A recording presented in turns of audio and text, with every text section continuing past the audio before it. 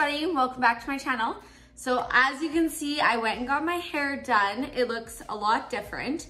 So the ultimate goal was to get rid of the red that was in it. I've had my hair dyed red for a long time. Like basically Bryce and I, like the entire time I've been back home, it's been red. So we really worked really hard to get rid of the red in there, and my hair is naturally really light, but had to go dark and do like this dark wash and stuff to get rid of the red.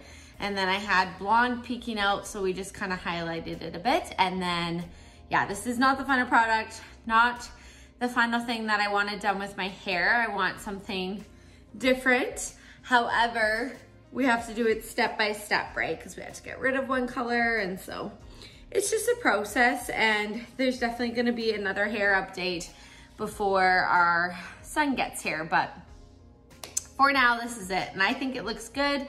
It's like a transitional period. I don't know. Anyways, I said I was going to do a video that talked about my anxiety, why I was off work at the beginning of the pregnancy, and all of that entailed in like the mental health side of things. I just want to keep a note for everybody before I go too in depth here. This is a very personal subject. This is a very hard, especially hard for me for some reason, subject to talk about and subject to share about. I said I would always share and be honest, and I feel like this could really help. I feel like this could really help women. I feel like this could really help people in general, and I feel getting this out there and letting everybody know that, you know, you're not alone. There are others who have this, and this is totally normal, is a big deal. It's something that needs to be talked about, but I struggle with. It's also very personal, and it makes a person look very vulnerable. So if you have any rude comments, any rude suggestions, anything like that, I'm just gonna invite you to click off this video right now. If you have, you know, if you feel like you're probably gonna judge somebody that talks about mental health and anxiety and stuff like that, then I'd invite you to click off now too, and please refrain from commenting. Anybody else, totally welcome to watch my video. Welcome back. Thank you so much for tuning in. If you are new here, my name is Janessa. I basically am a lifestyle vlogger. I just like vlog about my entire life. I am expecting my first child with my boyfriend Bryce, and finally expecting our first child. And so I'm sure this is gonna turn into like a mommy and me vlog type thing, but we will see from there. So thank you so much for tuning in. I just thank you. Anybody who is new here or you're not new here, welcome. Thank you for tuning in. Don't forget to hit the thumbs up / like button on your way out, and to hit that lovely subscribe button as I upload new videos once a week. So anxiety and mental health and all that. So I have gone over this in my head a million times, how I'm gonna start this conversation, what I'm gonna say, where I'm gonna go, all of that. I've been all over the ropes here, really having a hard time figuring out what the heck I'm gonna do or where I'm gonna start to make this organized. So I'm just going to start, and hopefully it makes sense. When I first got pregnant,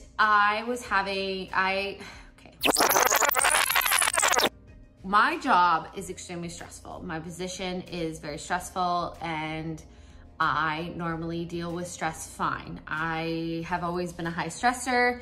Lots of people call me a worrywart.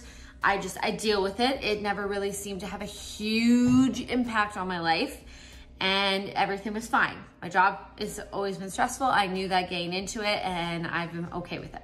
When I first got pregnant, things at work were at an all-time high for stress, I would say, and an all-time high for anxiety issues, all-time high for drama. It was just a mess. Everybody was against everybody. It felt like everybody was attacking everybody, and you were very much alone while watching your back all the time. So then on top of that, we had our lovely virus happen, and everything just explode, and nobody really knew what was going on or what to do or nothing.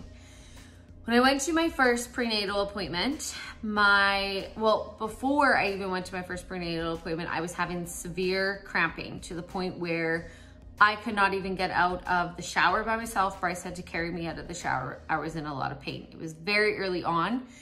I had been sent for a few ultrasounds. Baby looked fine. There was still a heartbeat, and nobody knew besides our parents at this point that we were pregnant.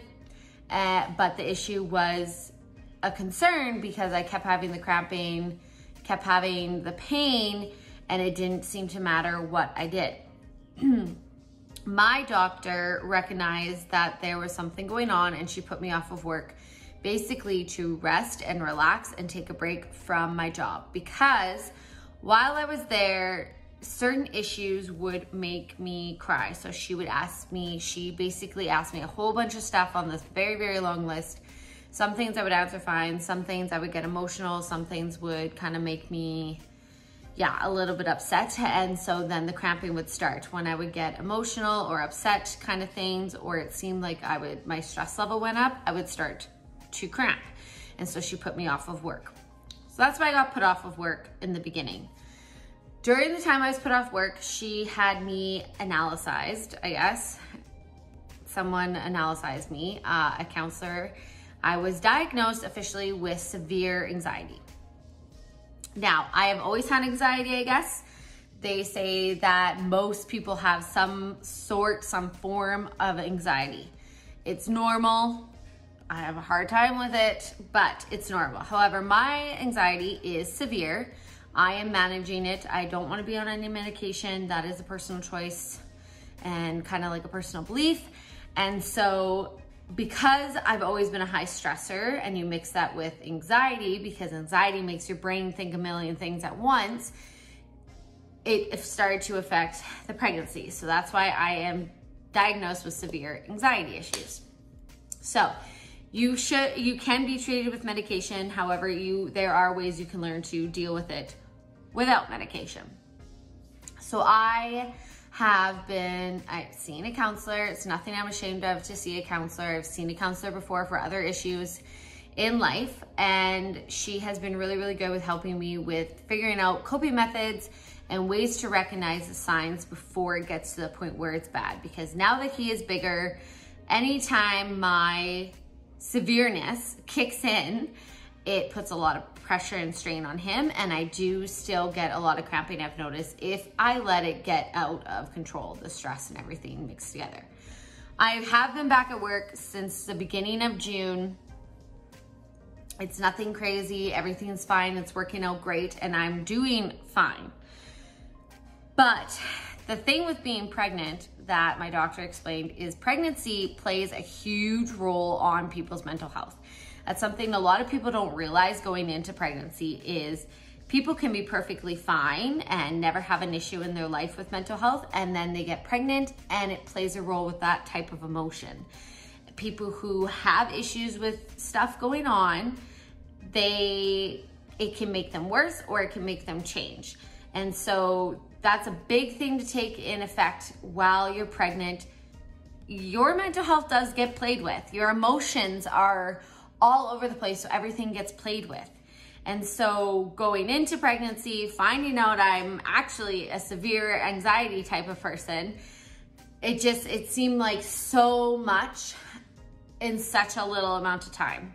But I was very, very determined to learn coping methods and deal with it, a very natural, my own way kind of thing. So now we are into pregnancy. Things are getting better and easier. However, I have had some severe things happen. Things that I know are pregnancy related and things that I know are definitely stress / my anxiety kicking in. So things that I know are pregnancy related that are mental health is the fact that your body changes obviously. And I love being pregnant. I love my body. I think I look like a goddess, and I have boobs, people. I have never had boobs. Like I said, I think in my last vlog, I've always bought like double push-up bikini tops, so it looked, just to make it look like I had boobs, not to like push them up and like make them in everybody's face. It was just so I looked like I had boobs. So anyways, I have boobs now, don't need that. But I have struggled with body image a little bit at the, I guess kind of as I started to show, you know, you can't wear this anymore and you can't do this anymore and you don't look as good as this and you wonder how your partner feels about you sexually. And so that is definitely pregnancy related. I would say pregnancy related is also the fact that you feel left out in a way, because there's a lot of things with my pregnancy in particular that I have to be careful for. I can't be doing certain things, and I can't be lifting certain amounts, and I can't be jarred and jerked. And I mean, you shouldn't while you're pregnant, but some women can run marathons. Some women are bodybuilding the entire time.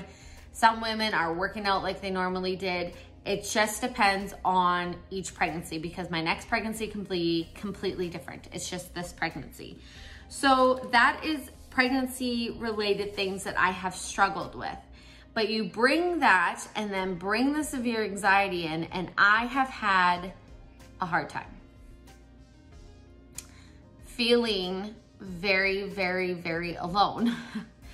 I struggle a lot now because there is so much that I shouldn't be doing or should be very careful if I do. So GPing, for example, I had a really hard time at the beginning with not being able to go and do that with everybody. All my other friends were there, all the girls were there. I didn't get to see anybody. And then when you do see them, like, you kind of feel like you're left out or out of the group. You don't even know what to say because you haven't been around them in so long. You haven't done anything with any of them for so long, and you start to feel like an outsider in your own group.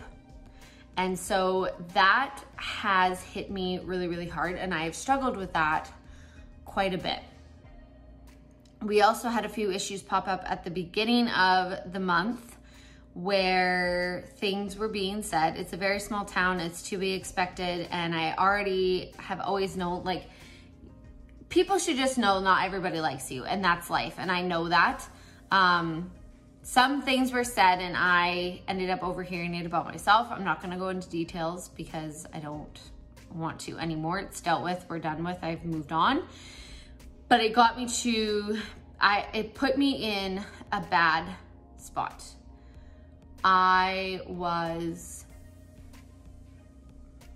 don't want to say depressed, but it was like being depressed for me. I'm a very happy-go-lucky, look on the positive, bright side of things all the time. That's just who I am. And I don't let things that shouldn't get you down, get me down. Like, I don't let them get into my head. And that is part of dealing and coping with the anxiety, is fighting all of that, because the anxiety can take over and it can put you in such a bad spot. I ended up letting my anxiety take over, and it did put me in a bad spot. I was crying all the time. I had never felt more alone in my entire life. I cried in the bathroom, I cried at night, I cried sitting around the house. I wanted to disappear and go into a hole. I just didn't want to be here anymore. And the fact of my baby really kind of had got me through it, my baby Embrace.